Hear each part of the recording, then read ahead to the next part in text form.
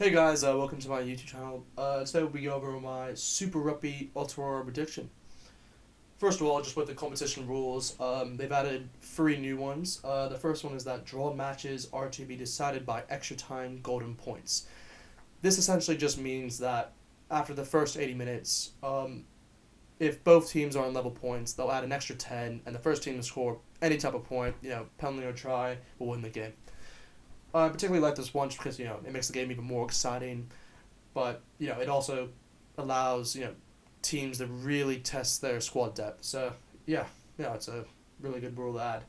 The second one I'd say is red card players can be replaced after 20 minutes. This is probably my favorite rule they've added because I hate the way that when one player gets sent off, it just changes the game completely. So yeah, definitely a great rule to add. The third and final one is that referees are to enforce breakdown rules for a faster and safer game. So this is, I'm guessing, because of what's happened recently with COVID-19. You don't want to be in the scrum too long, and you want to make the game a lot faster. So yeah, no, another great rule to add.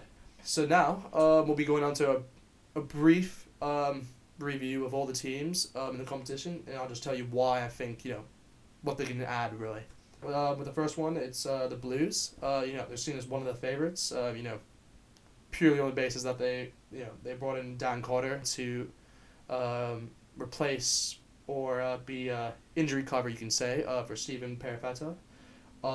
They also have Bowden Barrett, who can play either fly half or fullback. I mean, it's Bowden Barrett. I mean, that's any side that has him. I think you're gonna do well.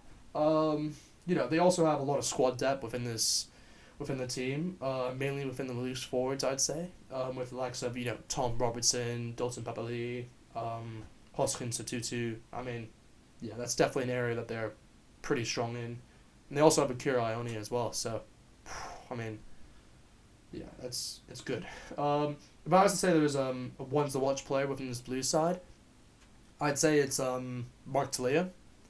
I'd say him just because he's a try scoring machine really. He was proving it in this recent Super Rugby season, and he's only 23 years old. See, that's the crazy thing. He's only 23 years old, and I can already see him as a future All Black. So yeah, definitely ones to watch when watching the Blues. But yeah, moving on to the Crusaders. They're seen as the favorite to win this whole competition.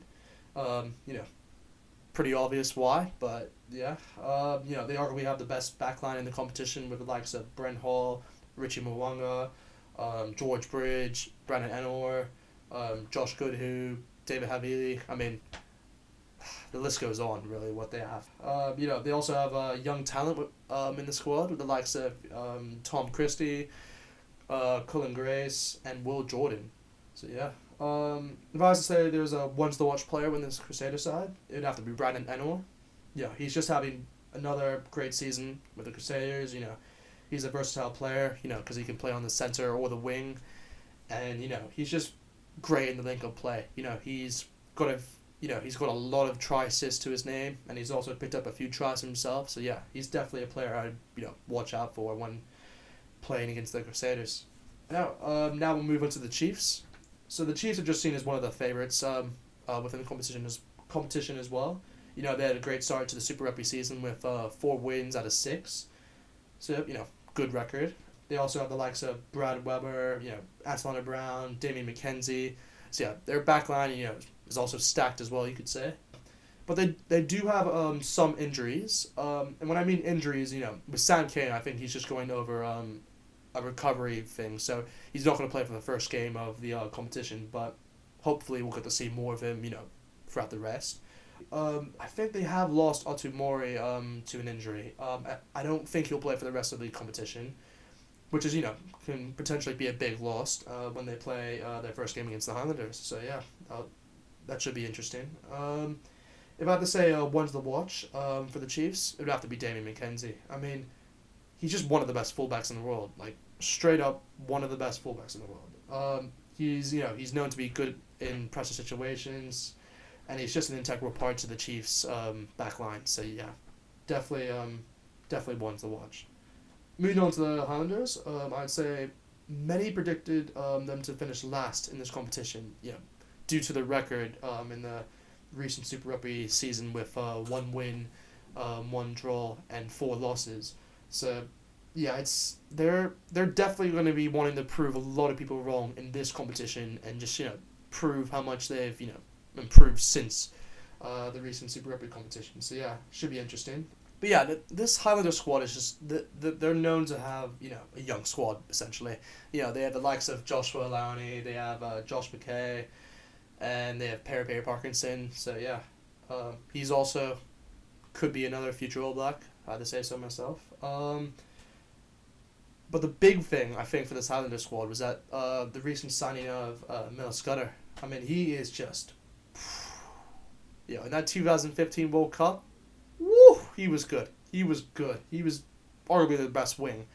So yeah, he's definitely gonna bring a lot of experience to the squad, and hopefully he can prove that he still has what it takes to play at a top level. So yeah, be good to see him play. But yeah, he's definitely going to be my ones to watch player for sure for the Highlanders.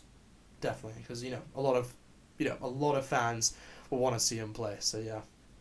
Moving on to the Hurricanes, I'd have to say they're seen as the team who can really step up, and when I mean step up, because the record I'm not saying was bad in the recent Super Rugby competition, because it wasn't, but they'll either step up or they'll just be outclassed by the other teams. That's the way I kind of see it. So, yeah, it'll be interesting to see what they really do in this competition. They're just another team known for having one of the best backlines in this competition with the likes of, TJ Perinara, Jordy Barrett, Ben Lamb, Liam Mape, Vince Asso, Wes Goosen, Chase Tiatia. The list goes on how many players they have in their backline. Like, they're stacked in that area, as well as their forwards. And when I say forwards, the forward I'm looking forward to seeing the most is Artie Sevilla. Woo, he is back. Obviously he was injured before. He wasn't playing in the recent Super Rugby season. He's one of those players, that gets a lot of people to go to the stadiums just to see him play. So yeah, for sure, can't wait to see him. If I had to say a ones to watch for this Hurricane side, I would say it's Ben Lamb. I'm saying it's Ben Lamb just on the reason that he'll want to make a statement before he leaves the club to go to France, but he's just he's also known to be a clinical try scorer. So I think he'll get a lot of tries in this competition. It's my final prediction. My final prediction for this competition. It is hard to do these predictions because I'd say particularly for this one, the top three is a lot harder to decide. But I'd say in fifth place, I've gone with the Highlanders. In fourth place, I've gone with the Hurricanes. In third place, I've gone with the Chiefs. In second place, I've gone with the Blues. And at first, of course, I've gone with the Crusaders. Who could? Well, I had to, right? They're the most likely to win it. In my eyes, I would say. But, as a Blues fan, I would love to see the Blues win. You never know. They play on the last day at Eden Park. That could be probably a title decider. We'll have to wait and see. I hope you guys enjoyed this video. I'm going to be trying to make more videos like this for the future. If you could just like, comment, and subscribe. I'd love to see your comments below and what you guys think who will win this competition, who you guys think will be a standout player.